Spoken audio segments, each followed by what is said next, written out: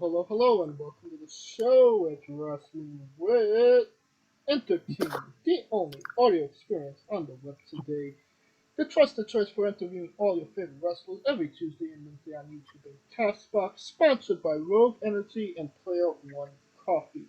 I am, of course, your host, that guy, James Shea, with Kaliko Yacht, who may or may not be here tonight, but who is tag him in a date, the American Scooter Dust. A little piece of advice from your old Uncle Scooter Dust. If you constantly drive everybody away with your nagging and your inability to take responsibility for your actions so much that you have to end up playing Fortnite with OnlyFans models who take pity on you, you're probably not cut out to be a Twitch affiliate. Thank you. Nobody asked your opinion, Scooter. They didn't have to. I knew it. I knew they wanted it. Of course, it was a good week for Wrestling Wit as we interviewed Shelby Waters on Tuesday and then Brandy Lauren on Wednesday. Big interview with Brandy Lauren, first ever video interview. Special shout out and thank you to Jimmy's World Order for being associated with the interview. And you should definitely check out the meeting greets that they have coming up. I believe tomorrow is May Valentine. Next Friday is Zack Sabre Jr. and on Sunday the 18th is Roderick Strong. Go to jimmy'sworldorder.shop to check to find out more information about those meeting greets. This upcoming Tuesday, we got David Gomez, the owner of the Wrestling Guy store. So we're keeping it up with small businesses, incredible interview, incredible person. We just don't talk just the store. A lot of fun anecdotes, a lot of great content in that interview. And then on Wednesday we have Barat Garoni, the new Love Pro Wrestling Tag Team Champion. And you definitely want to check that one out as well. If you don't believe me, here's some clips of those interviews right now. You mentioned breakfast. Who took coffee order? I did. I'm so sorry for you. Yeah, she's a little tough with the coffee, but she's amazing. She's a sweetheart. Don't let that hard attitude fool everybody. She's got a good heart underneath that hard attitude that you see. She's always in gimmick, but underneath that gimmick, she's a sweetheart. No, I mean I've seen her order coffee before, and I was like, I pity who actually has to write that down and explain that to the person. I think when we had her at the store, we actually did Uber Eats, and I remember it took me forever. I think I had to hand her the phone so she could do it. So I was so confused on that Starbucks order. But she's amazing. But yeah. Yeah, I mean, considering that most of our bizarre adventures come from the Canadian roads, you should consider yourself lucky that's the worst that's happened yet. Oh yeah, I tried going through blizzards and everything. I've drove for so much of my life. I used to have a hot shotting business, kind of like skip the dishes before skip the dishes. So I've been in a vehicle forever, so I'm comfortable on the road, but definitely going through the BC mountains when you can't see 10 feet in front of you, going through the Alberta to Winnipeg roads. I've had my fair share of bad weather, but I've made it. And, obviously, no alien or paranormal encounters as well. That's funny you say that, because I have seen like flashes in the sky, and that made me pull over in the empty Saskatoon roads when I'd be coming back on my own, just flat land, clear skies, you see a flash, I would pull over. I'm like, I wonder what that was. But no aliens yet.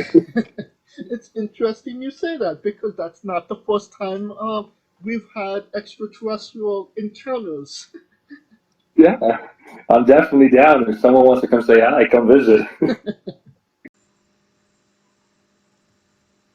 Alright, and then on the 20th, we got Danny and Derek Diggler, the Double Ds.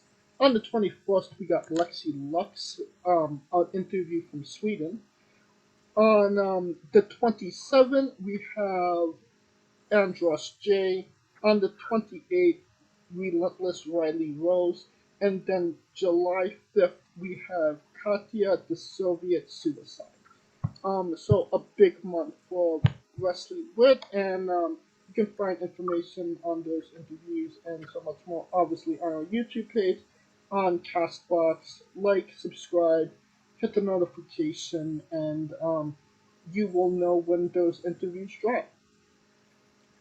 Alright, now that we're done putting ourselves over, it is not a great day for wrestling as we lost an absolute positive legend this week. The Orange Shiek has passed away. I believe he was 81. And it really sucks. And it quite possibly, this show, all wrestling shows, anything involving wrestling, might have not happened if he wasn't such an integral part of pro wrestling back in the day. Obviously, losing the WWE Championship to Hulk Hogan, starting the Rock and Wrestling Connection, and bringing wrestling into the mainstream. He was a big part of that. No, Scooter? Oh, absolutely. Absolutely. You know, my father is now now my father's actually a couple months older. No, younger than Sheiky baby. But the one wrestler my male relatives would always remember is the Iron Sheik. Uh, they had to do the Iron Sheik or they knew Hogan, but uh, shall we go through some of the Sheik's great accomplishments? Oh, yeah, absolutely. All right. Born Khosrow Al-Vaziri, I apologize if I'm butchering that name. Iron Sheik, true to himself, he was actually Iranian. Of course, he peaked during the 1980s WWF wrestling boom. He actually has quite an extensive history in amateur and Olympic wrestling. Right. He idolized Iranian Olympic gold medalist Gholam Reza Takhti, and after that he would go on and become an amateur wrestler, and he would also work as a bodyguard for Shah Mohammad Reza Pahlavi for a number of years. Competed in the Greco-Roman wrestling in the '68 Olympics. After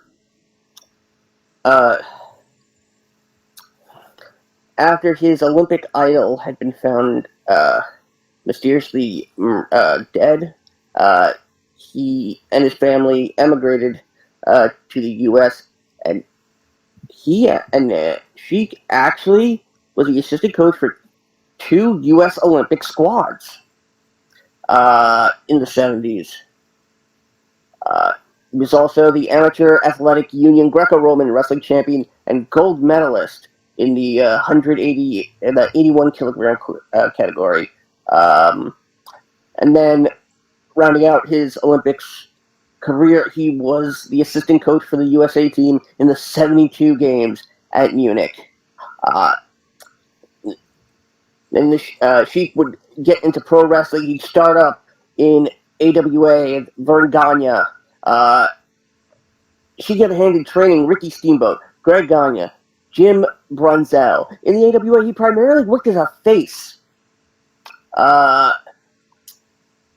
Until somebody suggested him being a bit more like the Sheik, Sabu's uncle, would suit him better. He would, after that, he shaved his head bald. Yes, it's true, Sheik had hair. He would then add that signature mustache, swinging his Persian clubs. The Persian clubs was so iconic. Yes. Oh my god. And that was a shoot. That wasn't, oh, these are gimmicks. He could actually do that, and there was only one other person that even legitimately came close to it, and I believe that was Bob Backlund. When I get to it, there's a very interesting story there. 79, he joins the WWF, competes in the first ever Battle Royal in Madison Square Garden, and wins. That same night, that earned him a title shot against Bob Backlund. That was a 30-minute battle. That was not the night Sheik won. Sheik would leave in the at the start of the 80s. He would pal around Jim Crockett Promotions at Mid-South, and as well as Championship Wrestling from Florida and Georgia Championship Wrestling. NWA National Television Champion. And then the infamous back for the WWF World Heavyweight Championship. It aired December 24 in the episode of All American Wrestling. Iron Sheik, camel clutch locked into Backlund. Arnold Scollin throws in the towel. One of the very few times we've ever seen that happen ever in the history of professional wrestling. Then 10 days later, Backlund would get a rematch. But unfortunately, no. Backlund would be replaced by Hogan. I'm sorry, this was January 31st, 1984, not 10 days after he lost the title. January 31st, 1984, Hogan, leg drop, after breaking out of the camel clutch, boom. The Rock and Wrestling Connection is off and running. According to the Sheik, Greg Gagne offered him $100,000 to break Hogan's leg and go back to the AWA with the WWF title. Sheik refused. Greg Gagne still disputes the story to this day. He would have a legendary house show feud with the Iron Sheik. He would also team with Nikolai Volkov for a lot of the mid-80s. They would win the WWF Tag Team titles at the first WrestleMania, defeating Barry Windham and Mike Rotundo, the U.S. Express. Everybody would know, they'd be swinging the flags of Iran and Russia, as Volkov would give a throaty version of the Russian national anthem. That wasn't actually the Russian anthem. No, it wasn't, but it was pure heat. It was all planned. Sheik would make an appearance in the video for Cyndi Lauper's Goonies Are Good Enough. And in fact, he would actually make an appearance in both videos for the song as well. As the 80s wound down, Sheik and Volkov, who were managed by Fred Blassie, were eventually their contracts were sold to the Doctor of Style, the Reverend Slick. The Sheik's last WrestleMania appearance before 17, WrestleMania 2, in the Battle Royal with the football players and everyone that was won by Andre the Giant. Sheik actually eliminated by Bruno Sammartino in that match. Of course, May 1987, we see probably the first ever solid breaking of kayfabe as the Iron Sheik and Jim Duggan, who were bitter enemies on television, are pulled over in the same car. Duggan was high on pot, Sheik on cocaine. Sheik would be released shortly after.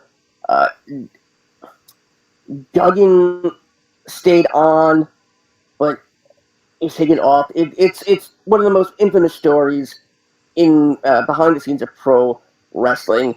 Then from 87 all the way up to 91, yeah, he would find himself in Dallas, back in Minnesota, and in Puerto Rico for Carlos Colon's WWC. 1989, Sheik joins WCW. He gets into a mini feud with Sting. And on April 11th episode of World Championship Wrestling, Sting and the Iron Sheik came face to face as Sheik challenged Sting to a Persian club swinging competition. It would happen 2 weeks later, and Sting actually admitted that Sheik won. Again, something very out of the ordinary. Sheik would then find himself in teaming up with, or at least managing, Ron Simmons. He would be involved with Paul Dangerously, aka Paul Heyman. Sheik would look for a tag team partner for Ron Simmons. Sheik would unfortunately leave WCW in January 1990, only to return 7 months later after Ole Anderson gets promoted to head booker. Sheik's contract with WCW was apparently forgotten about, and it was allowed to roll over, which made Sheik quite a bit of money. And on his last WCW pay-per-view, Great American Bash 1990, he faced Mike Rotunda in a losing effort. Last match in WCW was against the Junkyard Dog, January 1991. Sheik would return, this time as Colonel Mustafa, alongside General Adnan, to the newly healed Sgt Slaughter as Iranian sympathizers, and fight himself back in a feud with Hulk Hogan for the title around WrestleMania 7 and so forth.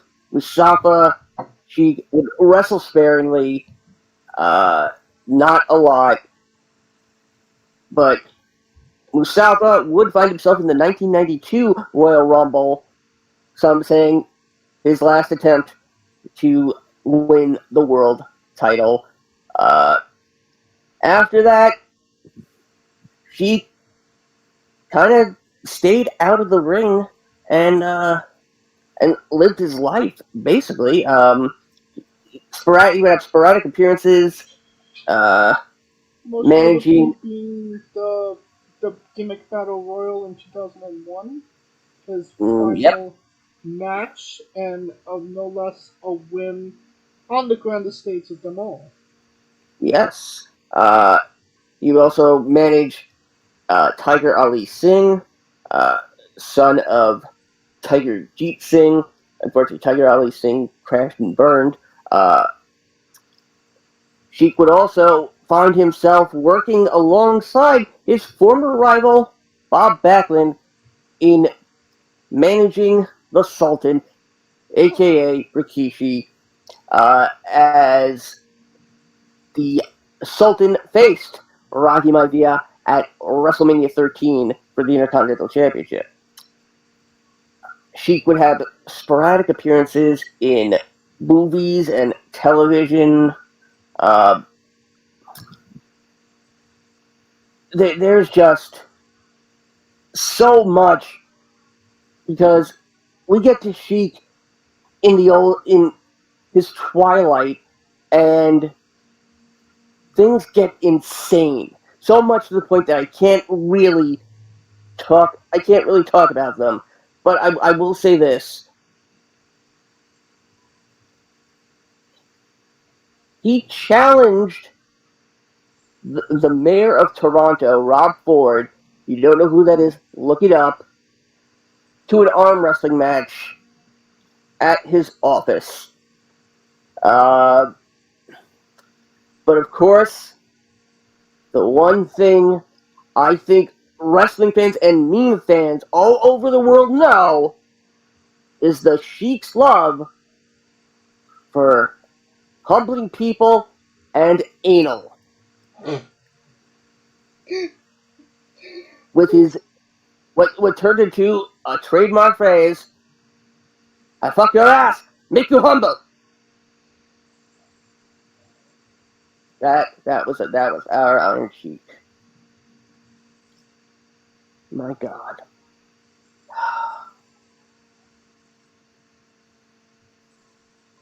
And anywhere you look at it, like I said, it sucks that he passed. But he was 81. He did everything he could possibly do in the pro wrestling world. And yeah, he's had his demons and his life issues, but we all got our issues and our problems.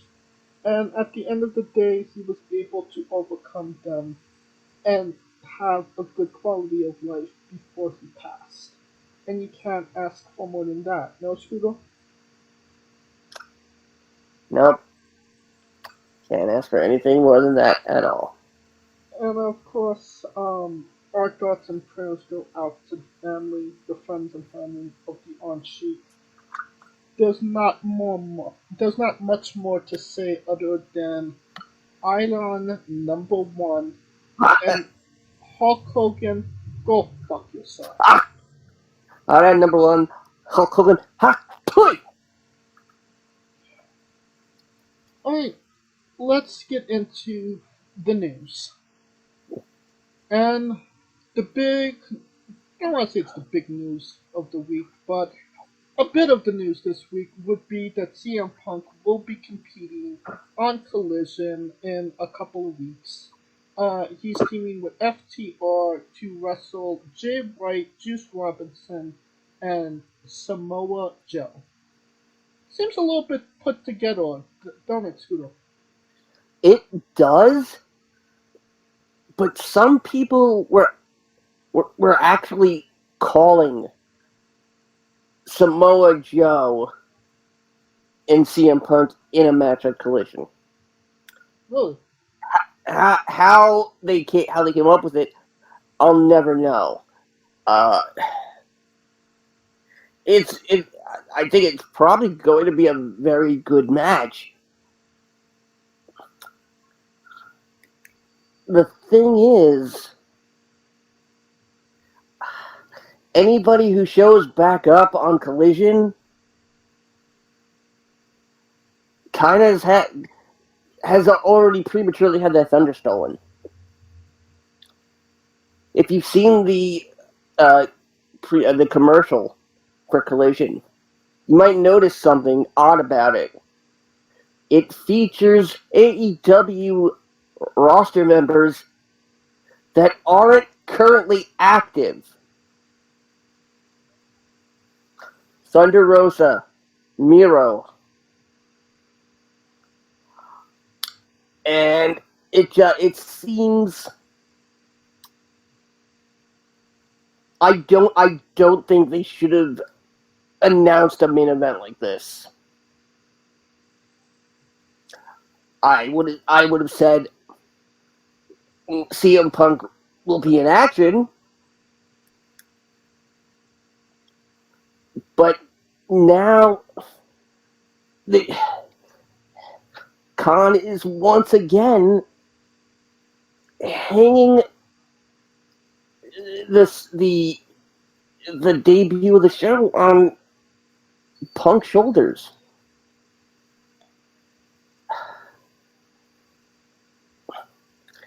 It's the mark in him.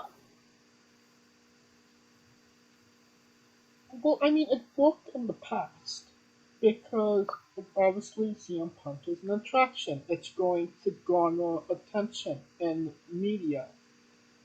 But it just seems like the last, 9 months since the incident, AEW did themselves no favors of saying this guy is toxic, he's a cancer, he's evil, he destroyed the company, and then, oh hey, he's coming back and you should like him, he's our friend. I mean, yeah, it's gonna work in Chicago, they love CM Punk, but, and to a degree it kinda helped ticket sales, but everywhere else Collision is going, it doesn't seem like tickets are really going on selling with him on top. So they're kind of banking on. They were kind of banking on, I guess, people not seeing him in a while. I don't know, but it just seems like, oh well, if we put CM Punk, then it's a guarantee that we're going to get more viewers or more ticket Well, sales. They're the show where Collision's taking place after its debut is in Canada. There's a number of collisions after that will be in Canada. Here's the thing. We're getting very close to the release date for AEW's long-awaited video game Fight Forever. Correct. Somebody was just recently announced for the game, somebody we never thought we'd see in a video game ever again. Owen Hart. Oh wow. Owen Hart has been announced for the competing roster, not DLC. He's on disc. And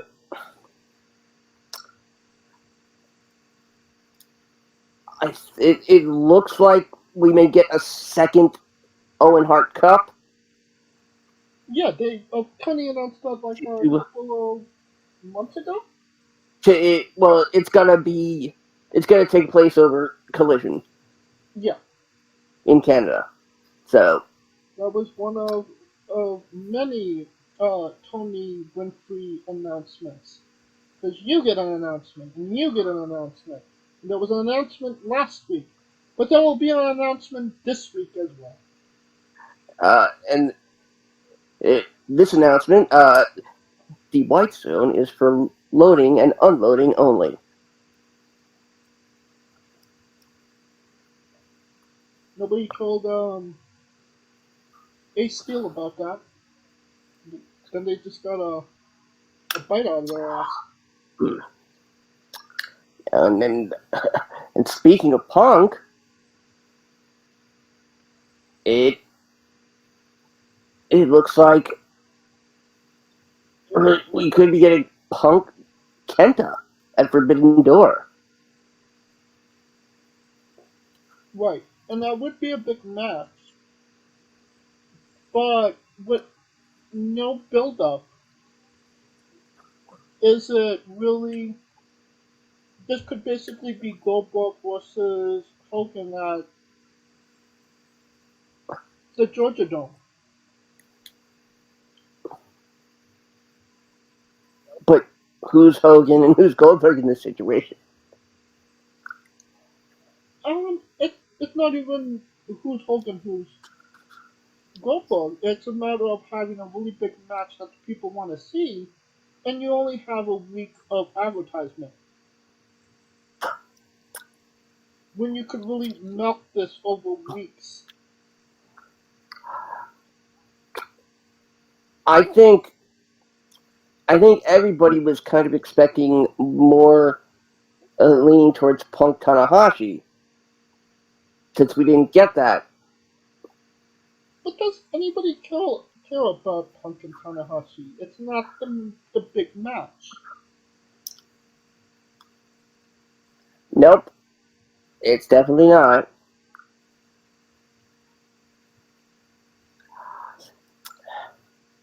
Because Danielson, Okada. That's gonna be good shit, I would imagine. Oh yeah. Oh yeah.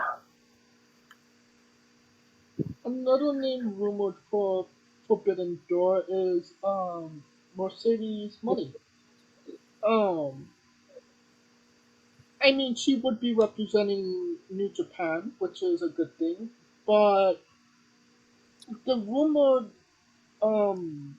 wrestler she'd be wrestling is Soraya. And I really don't feel like Soraya would be the best person to represent AEW against Mercedes. No, Scooter? Oh yeah. No, should not be Saraya or Saraya, depending on who's saying it and which week. Oh, that really boils my potatoes. Just call a fucking page.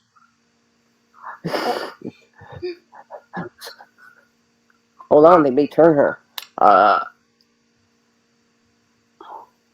It clearly should be Britt.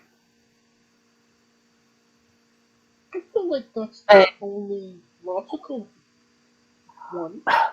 And if not, then Jamie Hayter. I think Hayter's Don't injured. you never know at this point with AEW. So, but don't put her in with someone from the WWE. For the love of God, if you've got her for the night, take advantage of it.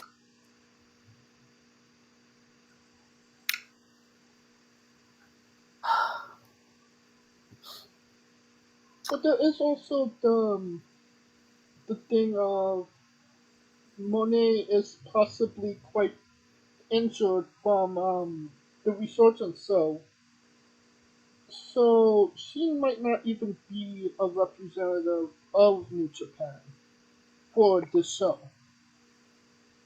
The other name that would be logical is Willow Nightingale, but alas, she is an AEW contracted wrestler. So how does that make sense? I mean, you might as well put I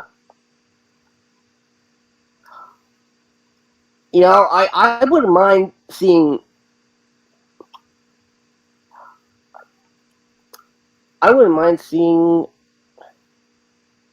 Well, are you talking about Willow against Mercedes, or are you talking about? No, You're Willow talking about. replacing Mercedes Oh no. as New No. Japan's representative, as the Oh, New Japan Strong Women's Champion. I mean, if anyone's going to replace her, it's clearly going to be Kyrie. Or if somehow, uh, Japan has, you know, gone to China and signed Sarai. Saray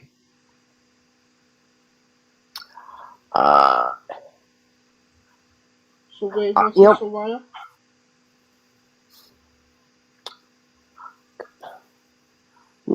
I want to see Riho versus Kyrie. That's what I want to see. I'm not even sure Kyrie works for New Japan I anymore.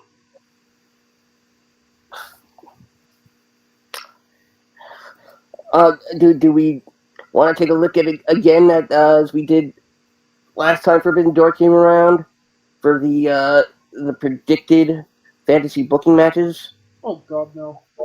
We did that last year, and none of I the good shit that could have been what actually was. Okay, well, I'll just go through them. I won't. We know. Moxley, Ibushi, uh, Orange Cassidy, Shingo Takagi,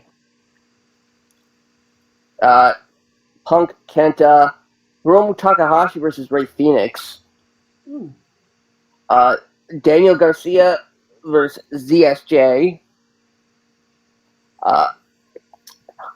and LIJ versus Chaos.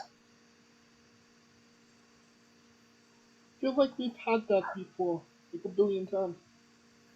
Andrade, Rushin, Naito, Trent, Chuck Taylor, and Tomohiro Ishii. House of Black against Ren Narita, Minoru Suzuki, and El Desperado. Okay. I think that's about it. I mean, the other name that would be logical to represent New Japan is Mayu Iwatani, who is the current IWGP Women's Champion. But would you waste an appearance from Mayu against Soraya? Could Britt Baker hang? I don't think they'd be willing to take a chance of sending her to the States. Why not? Because outside of Japan, does anybody else know who she is? Excluding the hardcore fans, which unfortunately they're a minority here. Well, let me ask you this, Scooter. Did you not get it so incredibly excited when we saw the dream match of Kenny Omega versus El Vikino Del Velgino Del El Ice Vicino? Creamo, Yeah, that guy. El Hijo de El Hero de Oh, Butchered English. Hydro Vikino guy. You didn't get Gesundheit. excited for that match? Like, your head didn't explode because Vikino was in an AEW ring? Oh my god, I was waiting for that for like weeks, and they only announced it the week before. People waited years for that match. Years. I waited lifetimes. I've been reincarnated 3 times before that match took place. And that's not an actual joke because you have spontaneous combusted like 10 times. In fact, I spontaneously combusted twice now while recording this. Third time. Stop looking at Nia Jax's OnlyFans while we're doing the show. But I'm her only fan. She's my mommy. So, I mean, it's not out of the realm for people. It wouldn't be out of the realm for AEW to say, hey, bring Mayu Iwatani. And people say, who? It'll be like, does that mean we have to wear masks again? Well, I believe we still have like 2 weeks for Forbidden Door, and we have like 2 matches confirmed, and they are good matches. So hopefully they don't shit the bed with the rest of the card, which they probably will. But are you honestly excited to see another Kenny Omega with Ospreay match though? They've only wrestled once.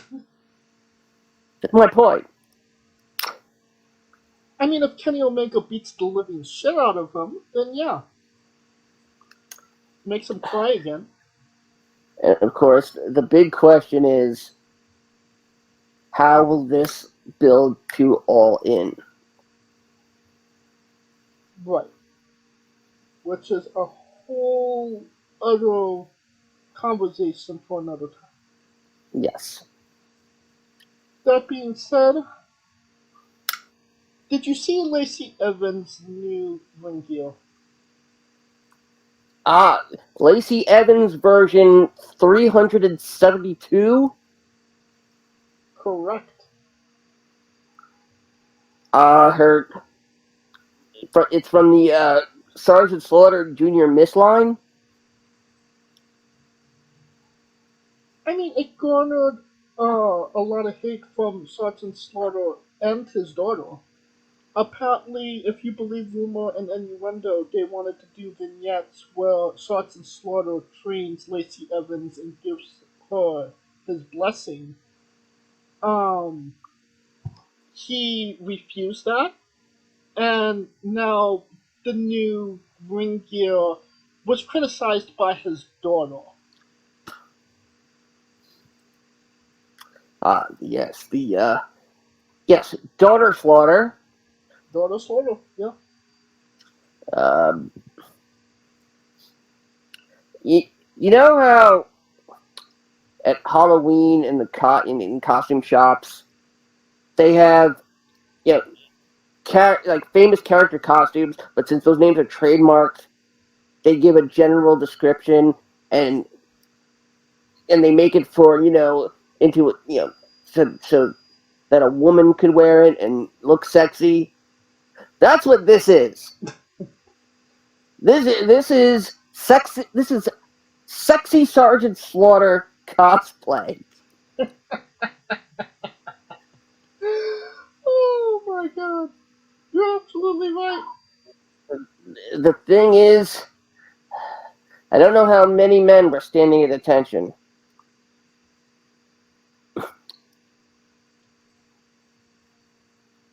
All joking aside, what could what will take to get Lacey Evans over? Because what first she was a lady, then she was a Marine, then she was a I don't know. Survivor.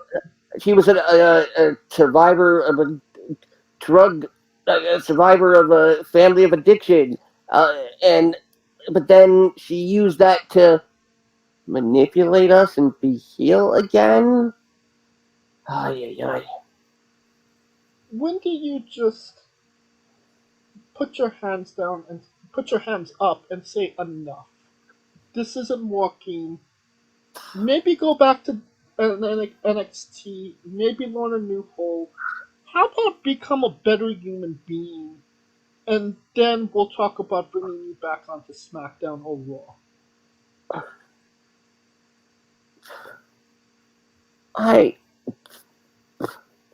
At this point, I don't know, but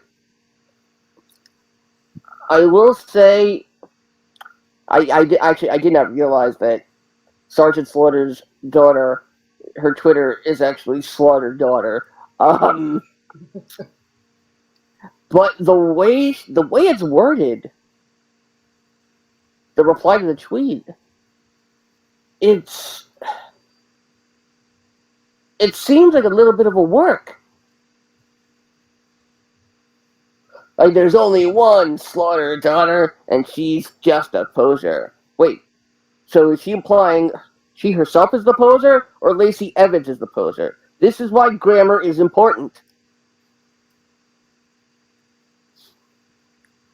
I mean, maybe she was saying she's a hoser, which means she's Canadian. Hey, you foozer, you fool's teaser. Fall in line, maggots. Please. Ugh. Yay. Even Stink would say that stinks. Oh, like a gaga maggot. Okay, how did you just become fat bastard? Let's have a smell. Oh, everyone likes their own brand. You know when you walk into an apartment building and you smell everyone's cooking on each floor and you ask, what are they cooking? That plus crap. I practice. I practice my voices. Shut the fuck up, Minnie. Very well done. But don't worry. We've got like at this point, Lacey Evens has had more character changes than there are Pokemon. And that's saying a lot.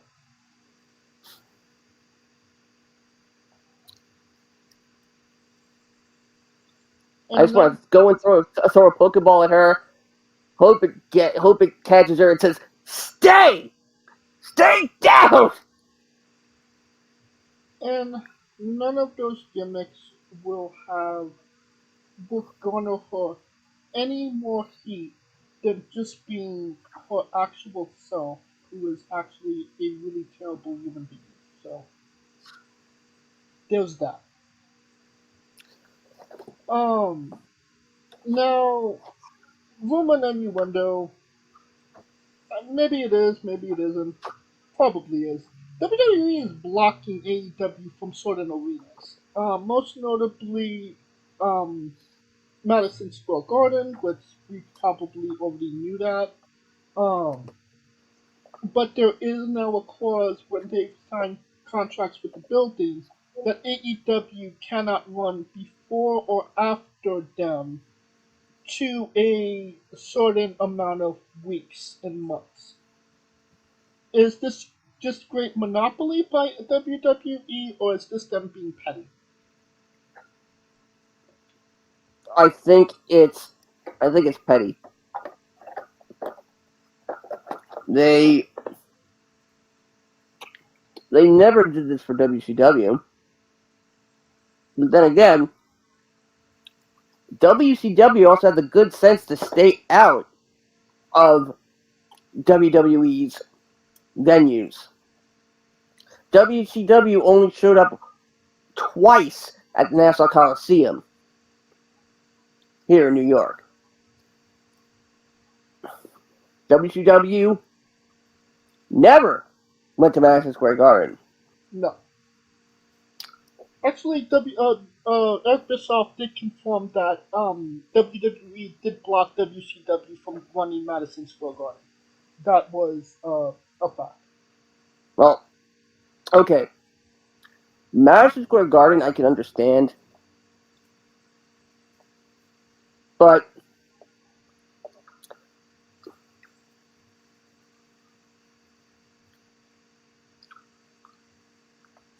I would say if it's anything longer than 60 days, I would say it's excessive. You know, 30 days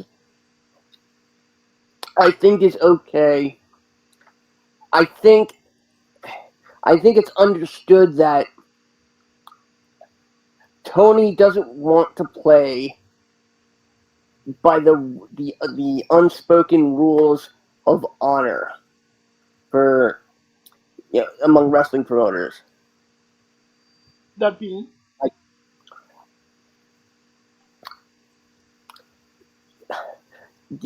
don't step on another promotion's toes. Don't be vindictive and try to book in the same week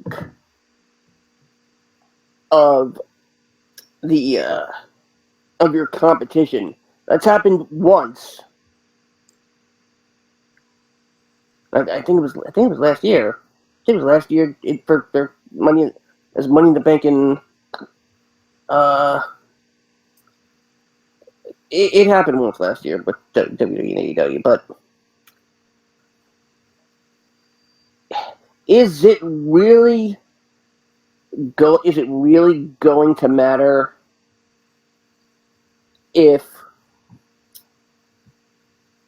AEW does a show in Madison Square Garden? Is it really going to matter? Probably not. But I don't even say does it matter. I would say can they fill it? Which by some of the ticket sales that they've been getting recently, just here in America, doesn't seem so. no.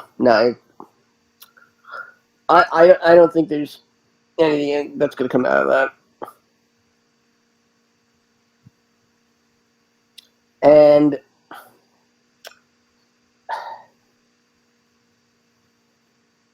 this will go into another thing that I'll get into after we finish this. But I think this shows fear.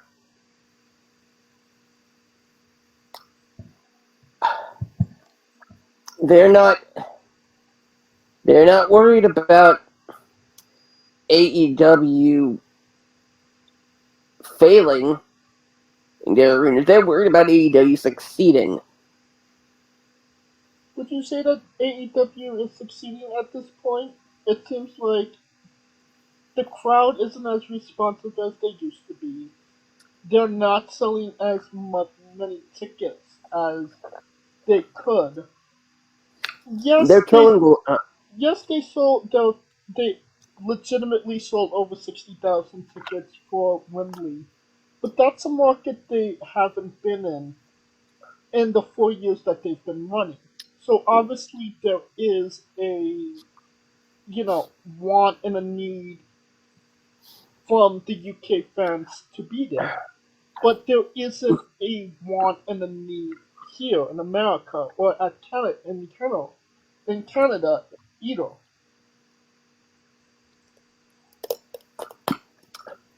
I think those 60,000 tickets were bought by one scalper. And this guy is looking to be one rich motherfucker. How many people will remember they have tickets for All In by the time it comes around?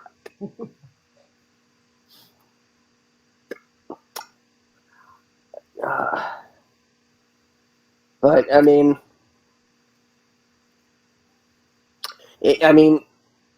until it happens, it doesn't matter. But speaking of Monopoly, something I knew about a couple of weeks ago, because I am friends with a Twitch executive.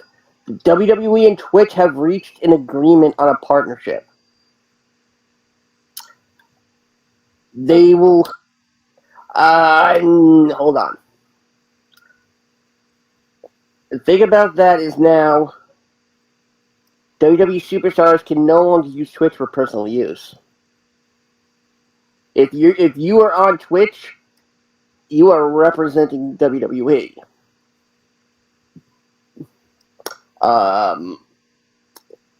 Because now WWE gets a cut of Twitch stream revenue. I was getting into this with a friend, and the person I know is an executive VP of strategic partnerships at Twitch. He's on. I also do wrestling consulting for him whenever he streams, and it's wrestling related.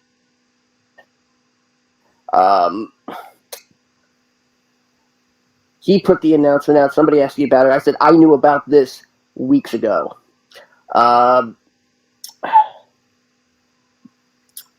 But this partnership, okay, it's good news for some, but when you really look at it, it's greedy, invasive, and unethical on the WWE's part. This is a step towards complete autonomy of WWE having control over their superstars' lives. What used to be a hobby for some is now just another stipulation in the contract. The first approach they took of, if you're appearing on any screen, you're doing it as a representative of the WWE brand. That backfired when they tried banning every employee from using Twitch. But this starts a really dangerous precedent. This could essentially turn the WWE into a 24/7 job. This is dictating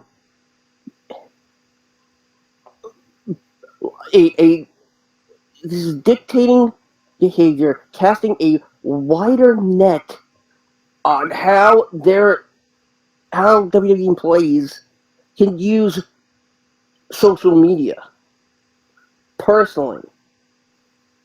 They can't do it personally.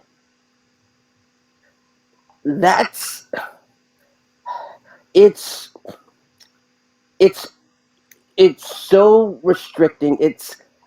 I think it's kind of a rights violation when you're trying to impact the most abundant socio-ecological resource. That's social media. It's now one of the most important resources that's not essential to living.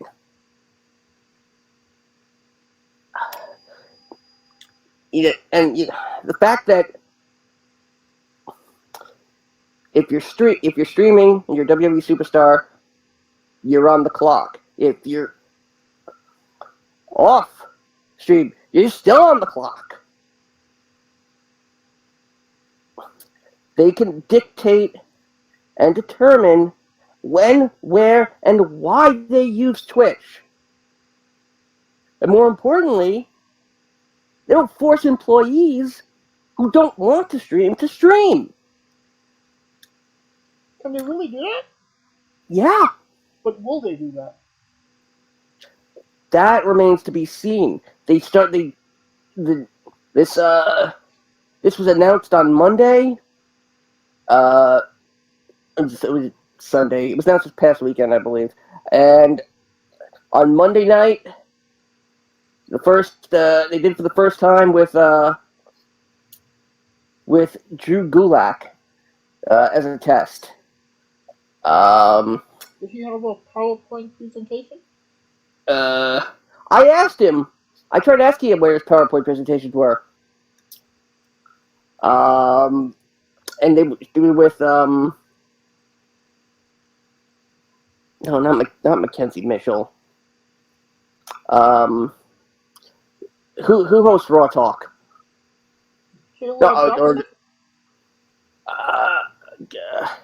Not Caleb Braxton. Kathy Kelly. Was it Kathy Kelly?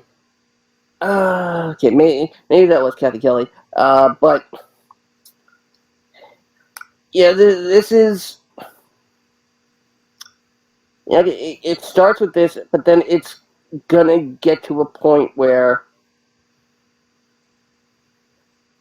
the fact that this becomes a round-the-clock job, and WWE employees are still considered independent contractors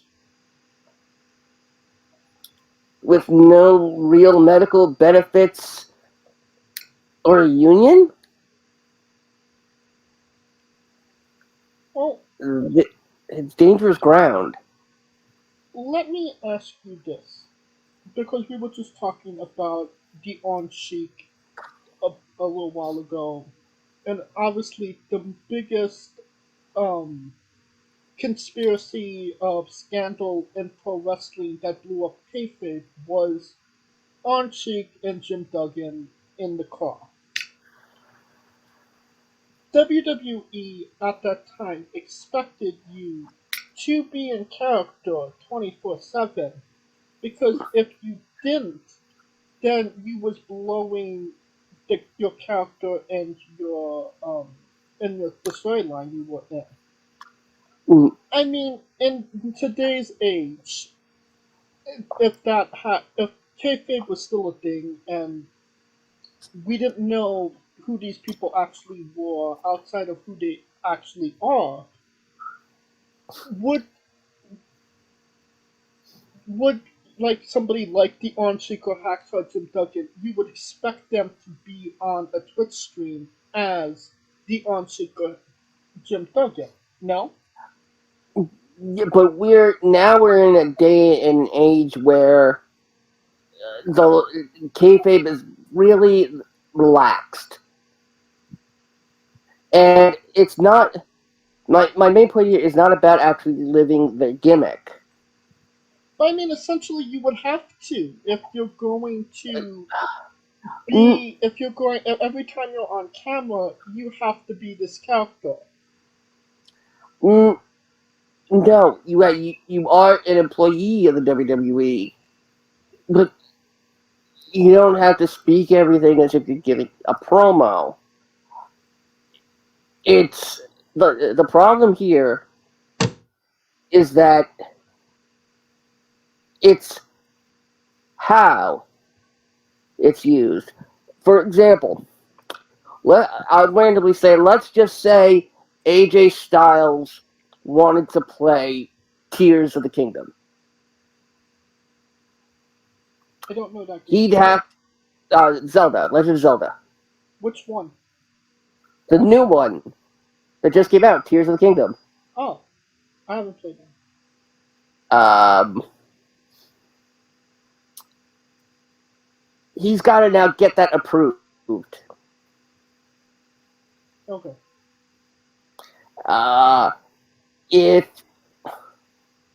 If they want to do a group stream for something like, I don't know, Among Us, or hell, a Dungeons and Dragons game, just for an example. It's not them getting together to have fun. It's them getting together to do work. And that's my main issue. The fact that this sets a precedent for other companies to do the same thing. Well, Yes. also, not every other companies are as screwy as pro wrestling is. You know what I mean? But yes, but it's oh crap! I just lost my train of thought.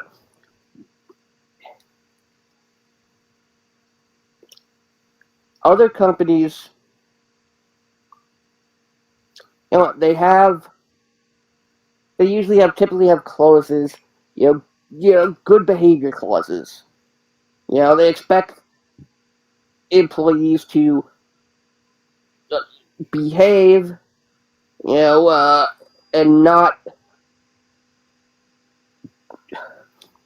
not use social media to defame business. That's the thing to me, is that they now have to.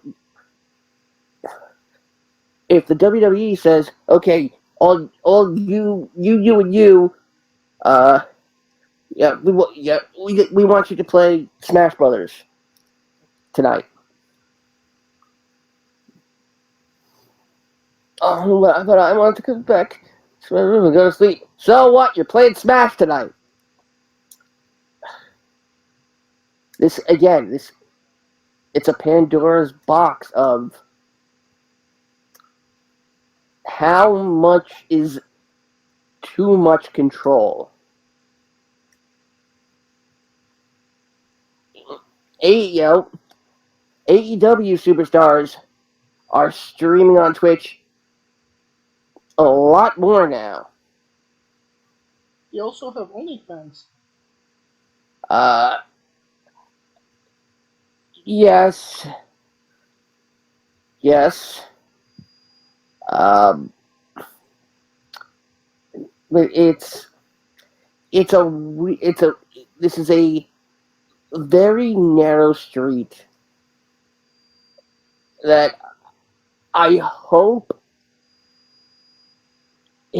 really hope it works out. I don't think it will. I think that, obviously you did a lot of research on this and looking into it. But when it comes to social media, Twitch, and even YouTube at this point, WWE has not been the most tech savvy of companies. Um, Triple H and Shawn Michaels, when they were doing In Your House, I mean, you saw how they looked. They do not know how to use computers very well. I highly doubt there's going to be anybody in WWE that's going to tell the superstars, hey, you have to play this, you have to play that, you have to do this on your screen. Maybe they'll say, okay, maybe keep this topics of pro wrestling under wraps. Don't talk about this. Don't talk about that. But I feel like that would have been expected anyway. Okay, Um, put it this way: when Drew Gulak was in front of the camera, uh, all they were talking about was Raw. They were literally describing what was going on. They copied my shit. well, until I feel like when it comes to this, we should maybe give them the benefit of the doubt until proven wrong. And knowing WWE, 9 times out of 10, prove us they prove us right. So hopefully that's not the case. Alright. If you believe Nick Khan, if you're an ancient of Nick Khan, then you should probably shove it up your ass. Um, he did an interview explaining that they consider NXT to possibly, potentially be a door brand for WWE and not just a developmental. We're just going in circles when it comes to NXT at this point. No, Scooter? Let me put it this way: oh no, not again! Hello, my baby. Hello, my honey. Hello, my ragtime gal. Um, make up your fucking minds. I mean, if you wanted to make it a George brand, you had literally every fucking independent wrestler that was Rotterdam on that show.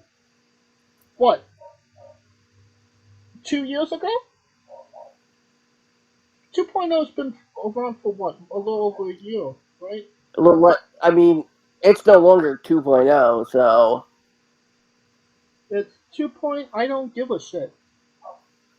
yeah, if anything, it's NXT 3.0. They're getting their grade average up. I had a really bad joke, but I'm not going to say it because it's inappropriate. What, something about 3 inches or something?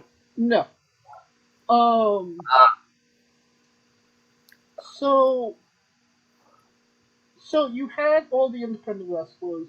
You had all the legitimate talent to be a dirt brand. You don't give them that legitimacy of being a dirt brand. You make it a developmental system for the guys and girls that really can't wrestle to begin with, and I haven't watched NXT in a while, but the last time I did, still seemed like they couldn't wrestle. Um, and now you want to legitimize these posers?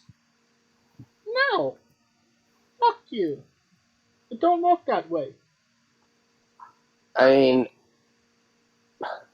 Braun Breaker challenged Seth for a title match. Well, good for him. Baron Corbin is, gonna fail at his attempt to win the NXT Championship. Like he does at everything else in life. Yep, as he failed to qualify for Money in the Bank,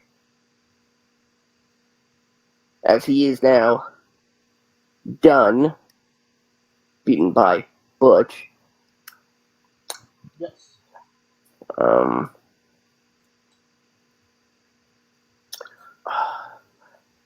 I think the most important thing is this. Fuck Ronda Rousey. Oh, you sound really good though, Scooter.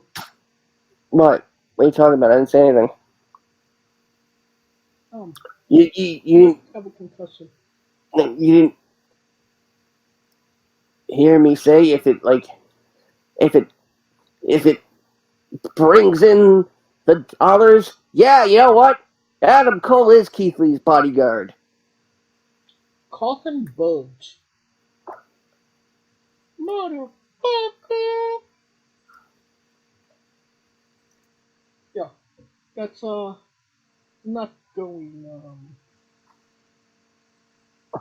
It's kind of like you're damned if you do, damned if you don't type situation when it comes to Keith Lee and Adam Cole. Fuck Budgie. That's what you call them. Fuck budgies. Oh god. Will you stop? Finally, Young Rock has been canceled. Oh, fuck CBS. Yes. And also, fuck NBC for canceling the show. Exactly. We only need Fox and USA in our lives. Yes, because we all know Fox tells the truth. I'm sorry, I couldn't keep a straight face for that.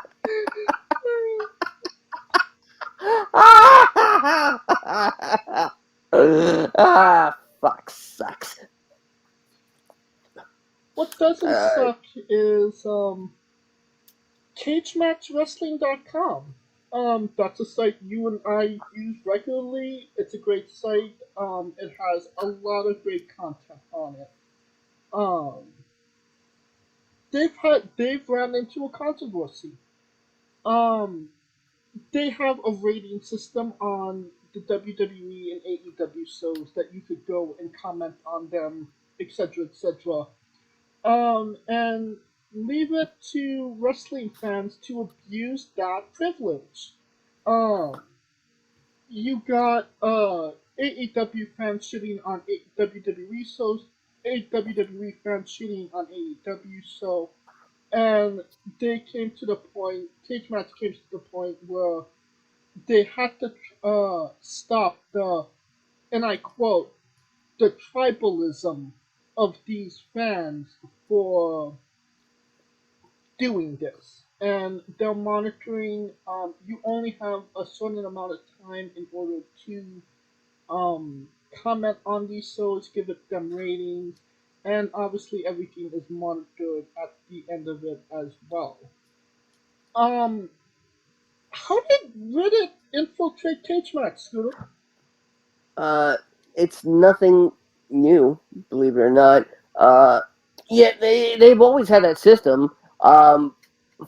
The funny thing is, though, Cage Match primarily is a German website. It's not typically an English-speaking website.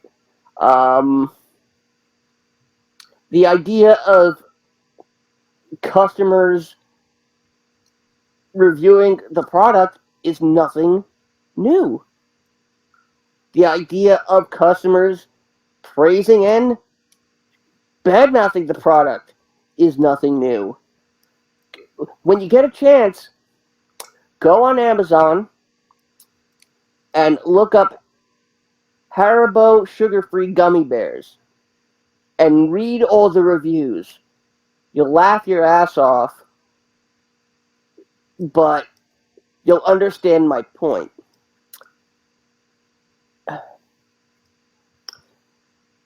Honestly, they're not going to care. The Trolls I mean, or Cagematch? the trolls, the companies. No company pays to be on Cagematch.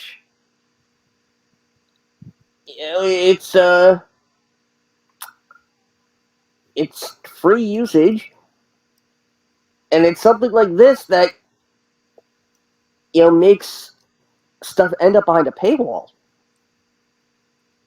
You're not wrong about that. This is why nobody can edit Wikipedia pages just willy-nilly. Like, one time, I tried to edit Pat Buck's Wikipedia page, and I put in and under personal life, he's also notorious for being very smelly. I hit submit. It was up there for a minute. I hit reload. It was gone.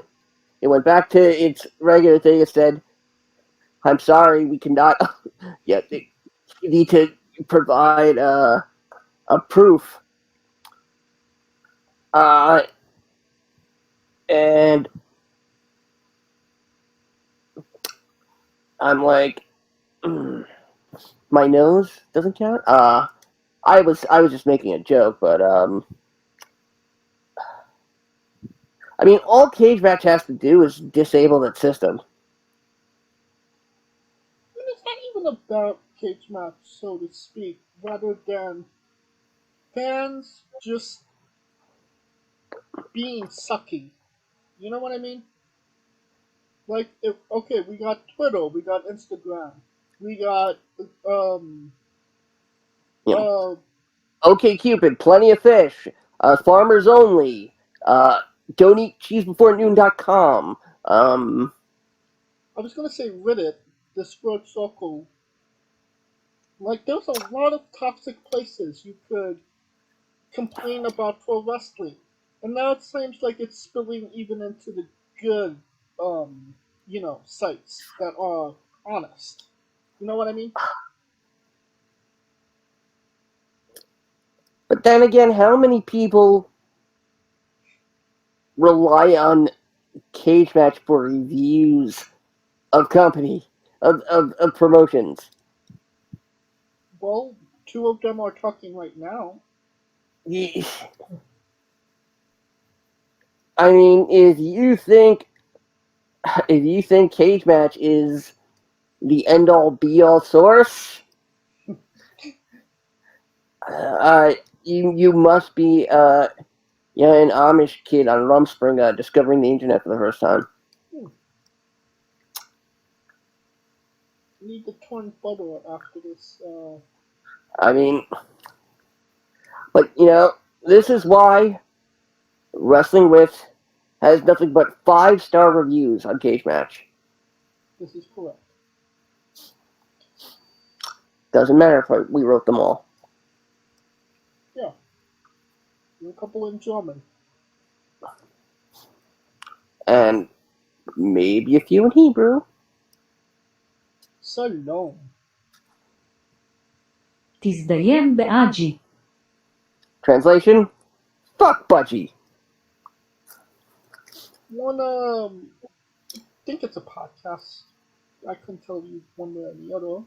Matt Hardy has one. Where he compared Orange Cassidy to the Undertaker. Is it time we take Matt Hardy behind the shed and pull the trigger? The OrangeTaker. And funny enough, Matt Hardy is somebody else I follow on Twitch. Most of the time, it's his lovely wife, Rebby Sky. Rebby, I'll never forget when I held you in my arms. You know it was 105 degrees, and I was sweating so much I looked like a vampire from Twilight.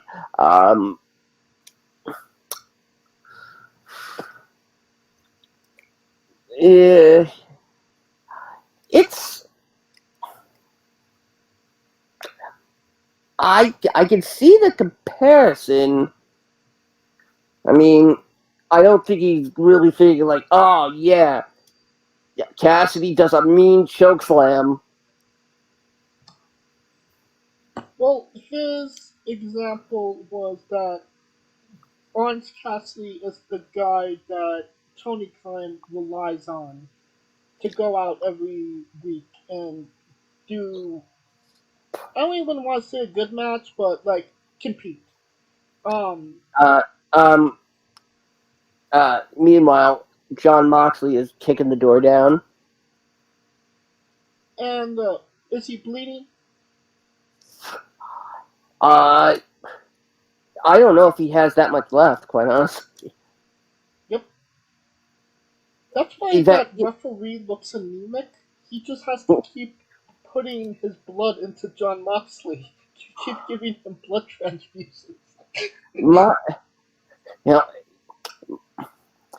You know, AEW has shown so much blood that they have officially cured blood shortages in 3 countries so far. That's just amazing. I mean, first you have Sami Zayn bringing 2 war-torn countries together in unity, and now you have AEW curing blood shortages. It does the heart good to see pro wrestling doing great things. But no, Orange Cassidy, he compared Orange Cassidy to Undertaker, saying that they have outlandish gimmicks, and Tony Khan relies on Orange Cassidy like Vince McMahon relies on the Undertaker.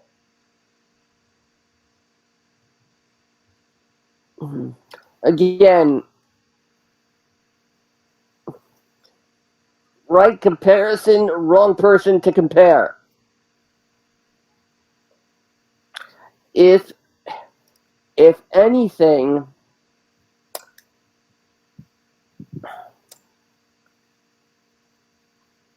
if I were to compare Orange Cassidy to anybody that the WWE has relied upon,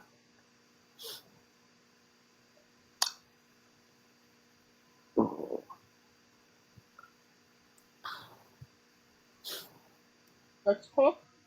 Randy Orton. Wow, you're giving him a lot.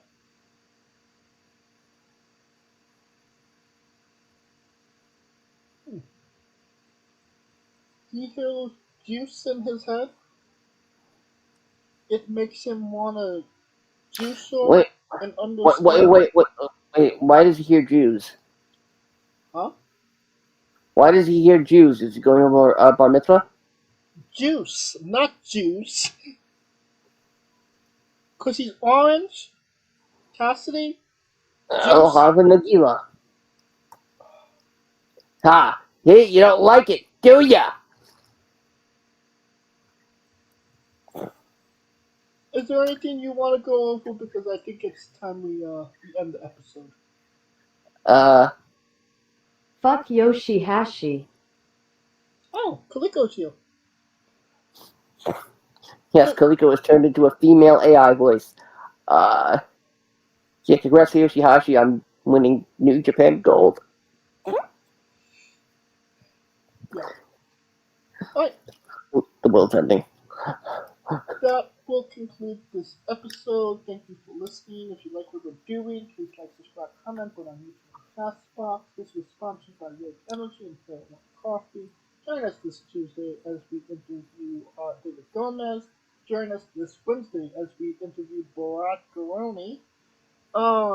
And follow the show at Wrestling with Ebot on Twitter and Instagram for information on who we're interviewing, when we're interviewing them, links to those interviews, and so much more. A lot of those interviews that I mentioned earlier are already up on our YouTube. Click, simply subscribe, hit the notifications button, and you can listen to them when they drop on Tuesday, on Wednesday, 12 o'clock Pacific, 7 o'clock Eastern. You can follow me personally at JamesC993. Where can you find Scooter? As always, find me on Twitter at ScooterDust. Keep an eye out to social medias for any news on the remix. Money in the Bank should be when the remix returns. Just keep an eye open. And of course, revel in my Dungeons and Dragons antics, along with me and Rico Constantino Jr. and the rest of the Smoking Dragons clan. Twitch.tv/Smoking Dragons. And for Kaliko Yachts and Scooter Dust, I'm James J, and this has been Wrestling with Entertainment. Hey folks, this is the Colossal Mike Law, and you are listening to Wrestling with Entertainment. Enjoy the show, support these guys. We appreciate it very much. We'll see you at ringside.